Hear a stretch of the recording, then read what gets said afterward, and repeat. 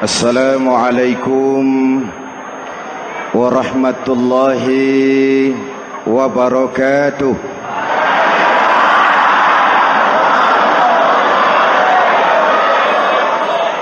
Alhamdulillahi rabbil alamin. Wassalatu wassalamu ala ashrafil mursalin Sayyidina wa maulana Muhammadin wa ala alihi wa sahbihi ajmain, amma ba'du.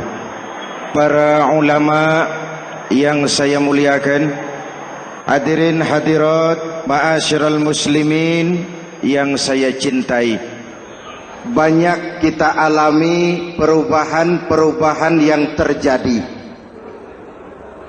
baik perubahan yang menyangkut sosial budaya, lebih-lebih yang menyangkut sosial politik. Yang tidak banyak mengalami perubahan adalah sosial ekonomi. Bahkan angka kemiskinan kita naik menjadi 3/5 dari total penduduk kita hidup di bawah garis kemiskinan, dan 20% diantaranya miskin mutlak. Perubahan-perubahan yang terjadi menyadarkan kita kepada kebenaran Al-Quran ketika Allah menyatakan wa tilkal ayyamu nudawiluha bainan nas. Hari itu kami putar di antara manusia. Ada saat datang, ada waktu pergi. Ada hari lahir, ada saat kembali, ada waktu dilantik, ada saat menyerahkan jabatan. Hari kami putar di antara manusia dan hidup cuma sekadar menunggu giliran. Soalnya kemudian di tengah perubahan-perubahan yang terjadi begitu cepat, what must we do now?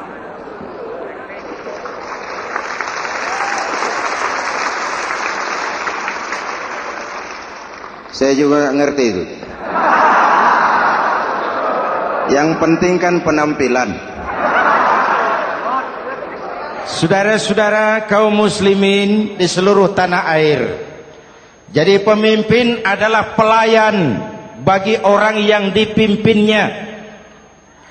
Okelah, perbaikan ekonomi, pembukaan lapangan kerja baru kita serahkan kepada pemerintah, karena kita percaya mereka orang-orang terpilih belaka yang dipilih dengan kepercayaan akan mampu membawa rakyat keluar dari kesulitan. Amin. Tugas kita sekarang di zaman susah meluruskan akidah. Jangan sampai mbah dukun yang naik ke permukaan. Betul? Islam misinya yang pertama membebaskan manusia dari kemusyrikan. 13 tahun Rasul berjuang di Makkah, menanamkan akidah, meluruskan keyakinan, membentuk iman. 13 tahun membebaskan manusia dari belenggu kemusyrikan. 13 tahun menanamkan la ilaha illallah Muhammadur Rasul dengan seluruh konsekuensinya. Kalau saya yakin tidak ada Tuhan selain Allah, saya tidak akan meminta tolong kecuali hanya kepada Allah. Saya tidak akan pernah takut kecuali hanya kepada Allah. Saya tidak akan menggantungkan hidup kecuali hanya kepada Allah. Saya tidak akan minta rizki kecuali hanya kepada Allah. Saya tidak akan melarikan persoalan kecuali hanya kepada Allah. Kalau konsekuen dengan keyakinan ini, mbah dukun nggak dapat tempat.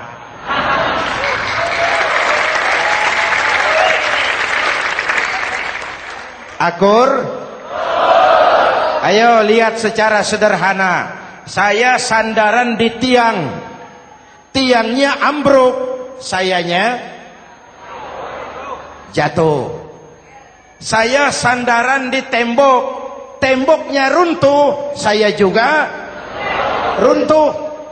Saya sandaran kepada orang kaya, dia jatuh miskin, saya bangkrut.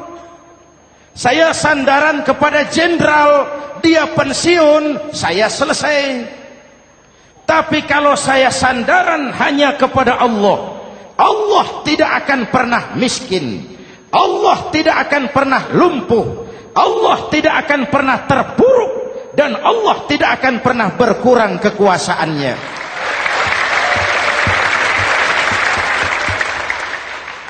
Maka umat Islam, sesulit apapun zaman yang kita hadapi, Allah juga tempat kita bersandar. Jelas? Selama ini kita iman dalam ucapan, tapi sekuler dalam perbuatan. Di masjid ada Allah, di kantor Allah tidak ada, maka korupsi merajalela.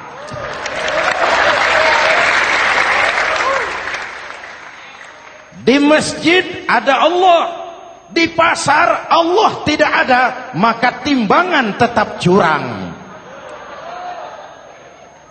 Kita iman dalam ucapan, tapi sekuler dalam perbuatan. Oleh karena itu, sesulit apapun zaman yang kita hadapi, iman jugalah pegangan kita. Allah juga tempat kita bersandar. Boleh zaman berubah, akidah jangan sampai goyah. Karena iman kita hidup, untuk iman kita berjuang, dan dalam iman kita ingin kembali menghadap Allah Subhanahu. Selama ini manusia Indonesia kita lebih banyak diisi otaknya, hati sering kosong, agama dangkal, akidah rapuh, moral rendah.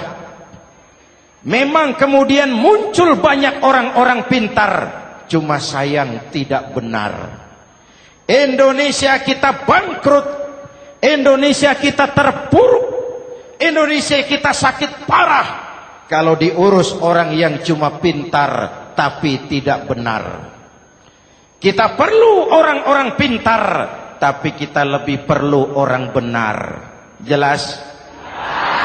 Kalau cuma pintar tapi tidak benar, itu yang sering saya sampaikan, nanti disuruh ngurus beras malah nimbun beras.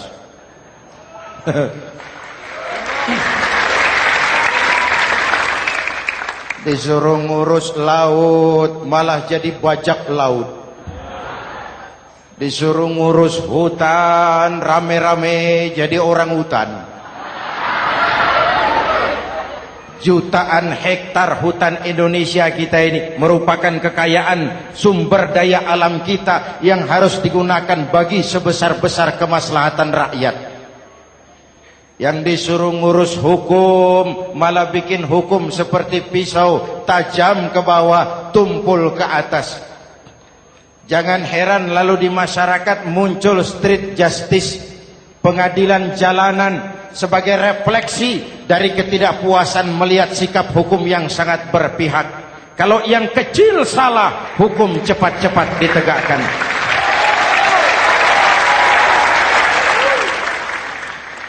Lihat saja sekarang ini kalau orang terkenal banyak uang punya masalah, antri yang bela. Betul? Tapi saudara lihat si Marsinah di Jawa Timur, si Sengkon dan Karta di Jawa Barat, si Udin Bernas wartawan Jogja terseok-seok mencari keadilan, sampai hari ini urusannya masih remeng-remeng. Kenapa bisa begitu? Jawabannya sederhana, tidak ada fulus. Ada fulus mulus, tidak ada fulus manfus. Betul? Jangan sampai para penegak hukum kita terjebak pada lagu baru, maju tak gentar membela yang bayar. Biar bertentangan dengan nurani, biar bertentangan dengan public opini, biar bertentangan dengan rasa keadilan. Siapa yang bayar, itulah majikan. Mau benar atau salah, belain terus. Kalau seperti inilah hukum kita, mafioso keadilan akan tetap gentayangan.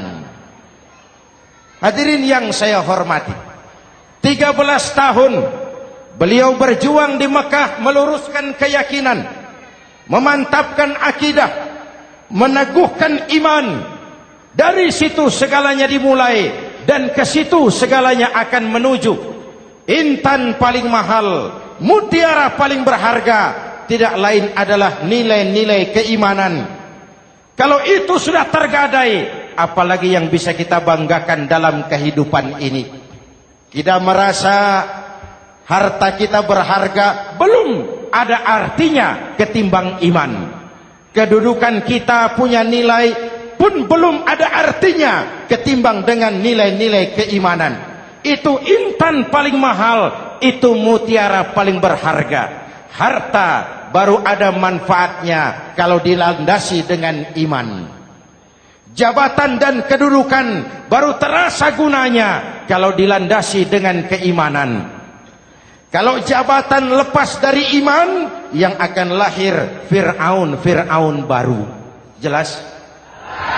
Kalau harta terlepas dari iman, yang akan muncul adalah konglomerat Korun.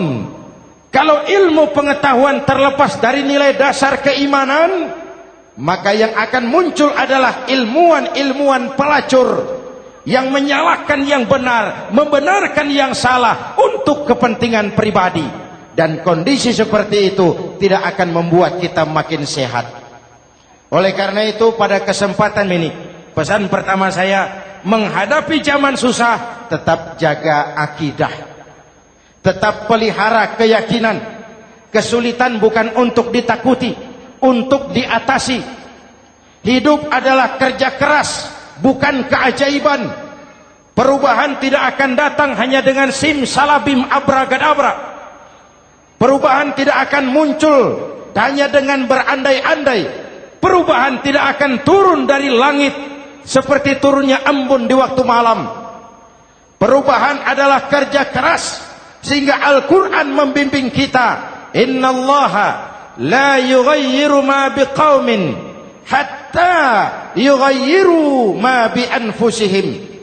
Allah tidak akan mengubah keadaan suatu bangsa kalau mereka tidak mau mengubah apa yang ada di dalam diri mereka. Yang ada di dalam diri itu rule of thinking, state of mind, cara kita berpikir, cara kita memandang kehidupan, cara kita mengatasi persoalan.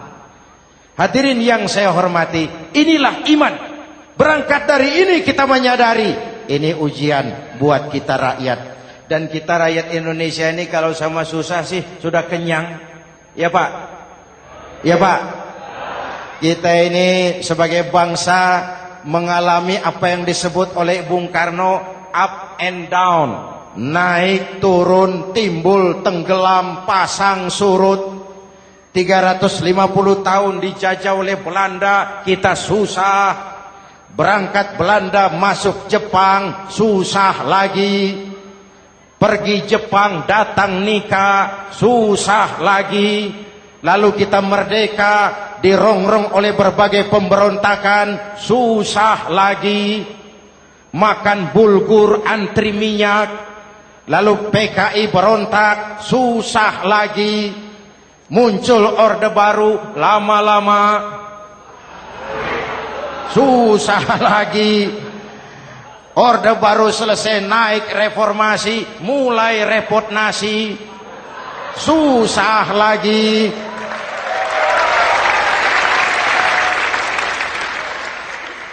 Kalau susah kita ini sudah akrab, sudah intim.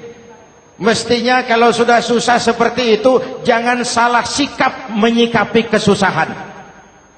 Jangan sampai kita potong kompas, ambil jalan pintas, terjebak menghalalkan segala cara. Itu tidak akan menguntungkan, itu tidak akan menyelesaikan. Kalaupun selesai, nampaknya penyelesaian sesaat. Dan penyelesaian sesaat bukan penyelesaian yang sebenarnya. Karena itu tetaplah dalam koridor keimanan. Boleh zaman berubah, akidah jangan sampai goyah.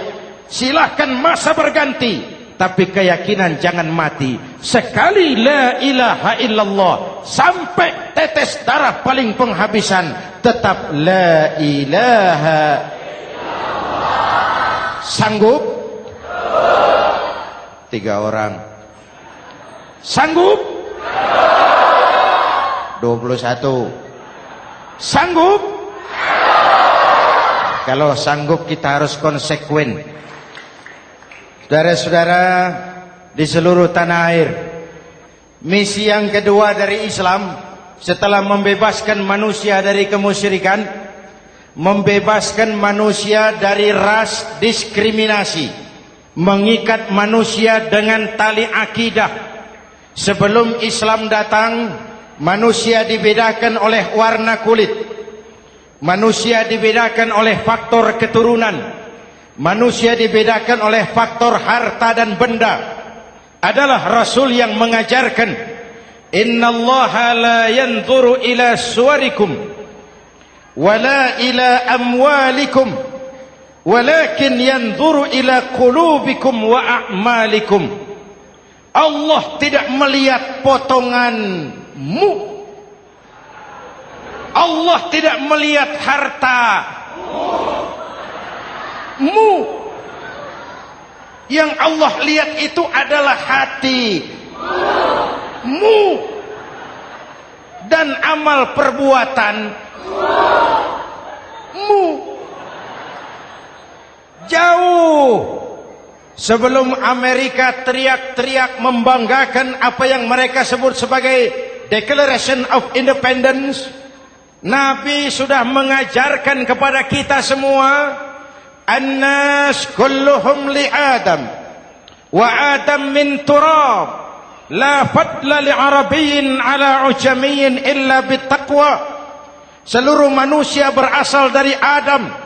Adam diciptakan dari tanah. Tidak ada kelebihan Arab dengan yang bukan Arab kecuali takwanya. Jauh sebelum Amerika mencanangkan bahwa semua manusia dilahirkan sama, that all men are created equal. Jauh sebelum itu Islam sudah membebaskan manusia dari ras diskriminasi. Apa dalam konteks kekinian menghadapi zaman susah tetap jaga kerukunan? Ya Pak, ya Bu, oi Bu. Menghadapi zaman susah tetap jaga kerukunan, baik antar umat seagama, antar umat beragama, maupun antar umat beragama dengan pemerintah. Menjaga kerukunan.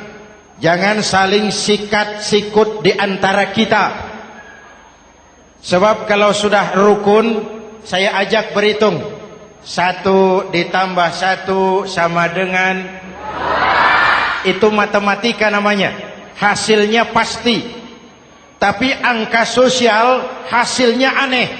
Saya ubah jadi angka sosial. Ayo kita berhitung lagi.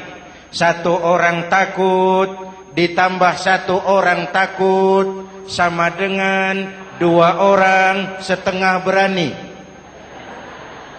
Kenapa setengah berani? Karena sudah berdua. Tadi kan takut sendiri. Kalau sama-sama takut berkumpul jadi setengah berani. Kalau ditambah 1 orang takut lagi, 1 orang takut ditambah 1 orang takut ditambah 1 orang takut sama dengan 3 orang berani. Kenapa jadi berani? Karena sudah bertiga. Kita yang lemah, kita yang marginal, kita yang dikucilkan, bahkan kita yang dilecehkan, kalau mau rukun kita akan kuat dan tidak bakal dipermainkan orang.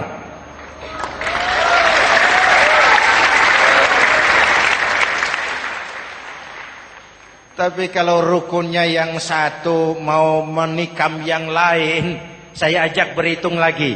Yuk berhitung yuk.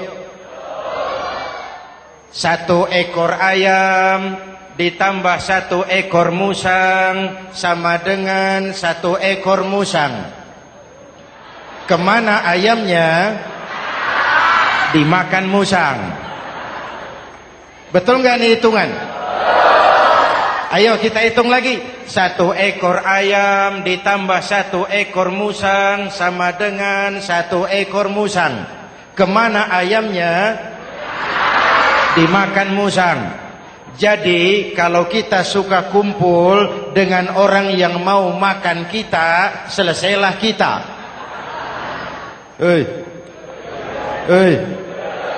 Maka kalau merasa kita ini ayam, yuk kumpul sama-sama ayam, pulang ke kandang ayam. Kalau ada ayam kumpul ke kandang musang, itu namanya ayam minum baygon. Jelas? Menjaga kerukunan. Pertama, antar umat seagama, sesama muslim harus saling menjaga, harus saling memelihara. Baik dia muslim yang jadi kapolri, baik dia muslim yang jadi kasat, baik dia muslim yang jadi pengusaha, baik dia muslim yang jadi petani, nelayan, guru, semua komit menjaga semangat kebersamaan, rukun antar umat seagama. Jelas? Jelas? Hadirin yang saya hormati, atas dasar itu saya ingatkan kembali, kita semua ingin persoalan terorisme dilepaskan kaitannya dari agama manapun. Tidak ada kaitannya terorisme dengan Islam, dengan Kristen, dengan Hindu, dengan Buddha. Tidak ada kaitannya terorisme dengan pondok pesantren.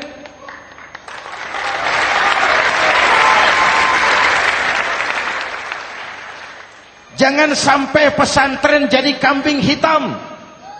Karena sejak zaman penjajahan, pesantren sudah terbukti memberikan kontribusi bagi perjuangan memerdekakan rakyat Indonesia.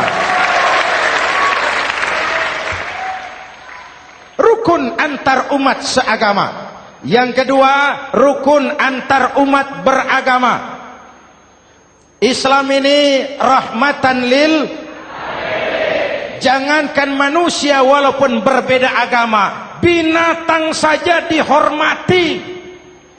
Ada hadis, fa iza zabahtum fa ahsinuz zibhata.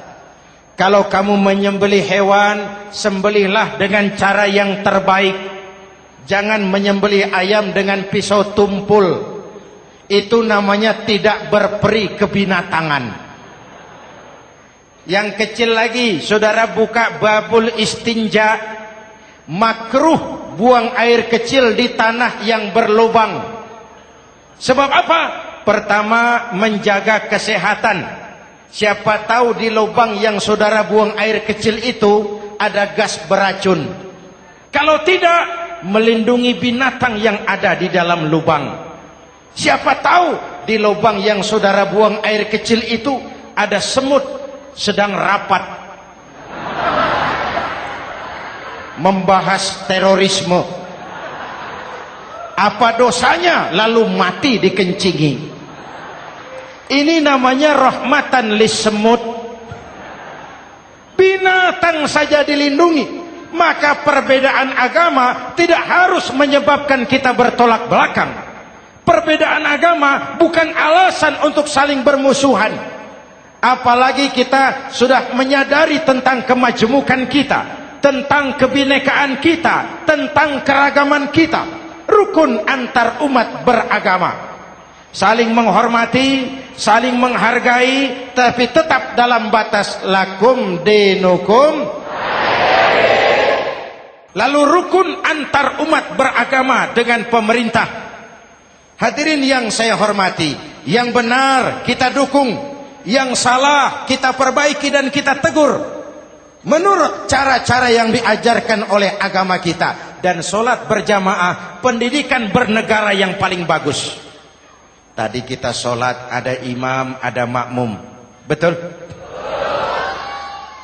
Makmum wajib ikut imam kalau imam benar sholatnya. Rakyat wajib ikut pemimpin Kalau pemimpin benar mimpinnya. Masyarakat Islam ini loyal.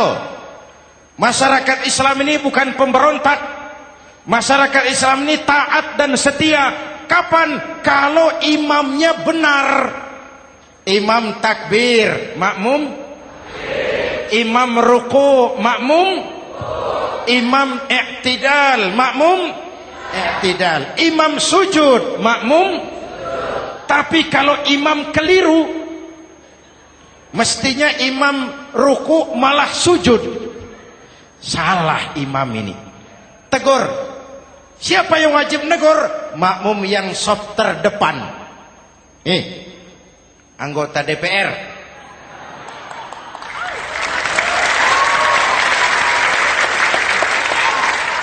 Ini wakil-wakil makmum ini. Saf di depan ini. Kalau imam keliru mereka paling tahu. Ngomong. Tegur. Bagaimana negurnya? Ada aturan main. Mestinya ruku, imam sujud. Salah ini imam. Subhanallah. Kan begitu negurnya. Betul? Tidak boleh juga imam keliru, makmum emosi. Main pegang. Weh, makmum salah. Hoi, hoi. Kacau sholat. Betul? Anggota dewan ini, saf di depan. Itu kalau imam keliru. Satu saat imam buang angin. Namanya manusia bisa buang angin toh. Apa makmum lalu berkata, demi kesetiaan saya kepada imam, imam buang angin, saya lebih keras lagi. Itu namanya fanatisme buta, loyalitas yang goblok. Imam buang angin, minggir. Iyyaka na'budu wa iyyaka nasta'in. Sampai situ imam buang angin, minggir imam. Lalu saf yang di depan maju. Tidak usah bikin sholat baru, teruskan pekerjaan imam. Ihdinas siratal mustaqim. Teruskan. Kenapa? Kalau bikin sholat baru lagi, nanti buang angin lagi. Bikin lagi sholat. Kapan selesainya sholat? Kapan selesainya membangun negara ini? Yang penting imam tahu diri, buang angin, minggir.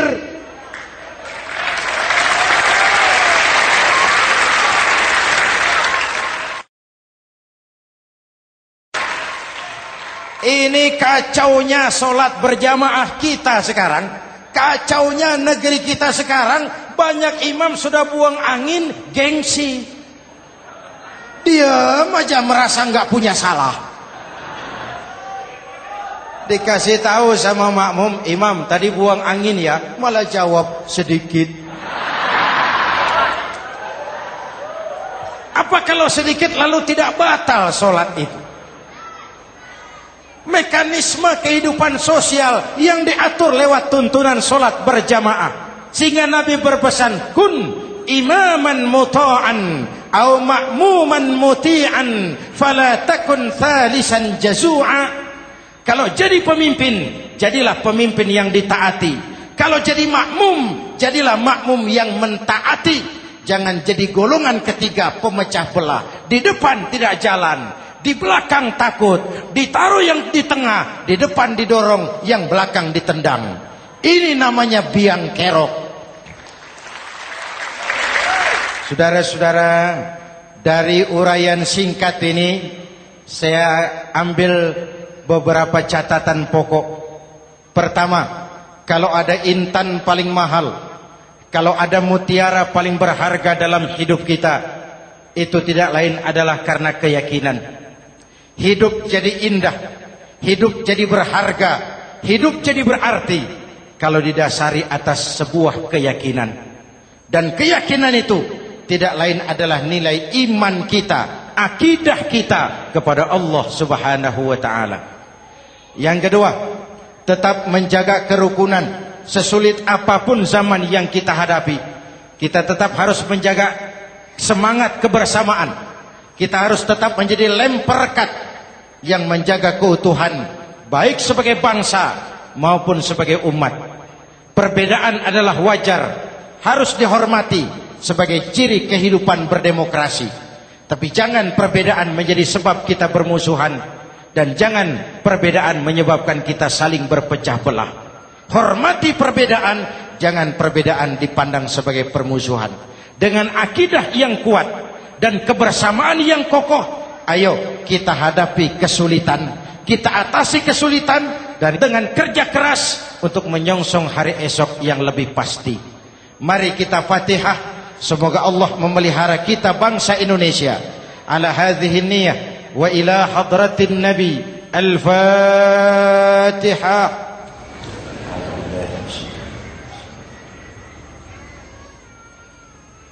Iyyaka na'budu wa iyyaka nasta'in. Ihdinas siratal mustaqim.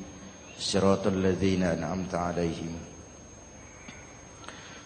Bismillahirrahmanirrahim. Amin. Alhamdulillahi rabbil alamin. Allahumma salli wa sallim wa barik ala sayyidina Muhammadin wa ala alihi wa sahbihi ajma'in. Allahumma rabbana taqabbal minna salatana wa siyamana wa qiyamana wa takhashu'ana wa ta'abbudana wa tammim taksirana ya arhamar rahimin. Allahumma aslih man fi salahihi salahul muslimin. Allahumma ahlik man fi halakihi salahul muslimin. Allahumma rabbana la tu'akhizna in nasina aw akhtana. Rabbana wa la tahmil alaina isran kama hamaltahu ala alladhina min qablina. Rabbana wa la tuhammilna ma la taqata lana bih wa'fu 'anna waghfir lana warhamna anta maulana fansurna 'alal qaumil kafirin. Allahumma ij'alna minas su'ada'il maqbulin wa la taj'alna minal ashqiya'il mardudin. Afdalu ma qultuhu ana wan nabiyyuna min qabli. La ilaha illallah.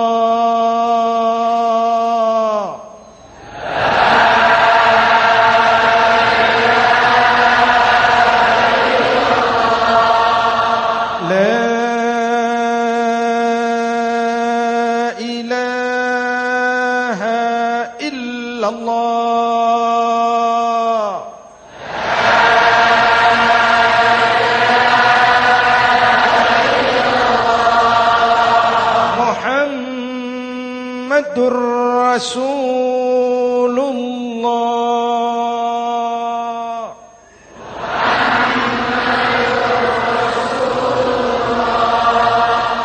sallallahu alaihi wa alihi wa sallam. Kalimatu haqqin 'alaiha nahya wa 'alaiha namut wa 'alaiha wa biha nub'atsu insyaallah minal aminin minal aminin minal aminin rahmatika ya arhamar rahimin.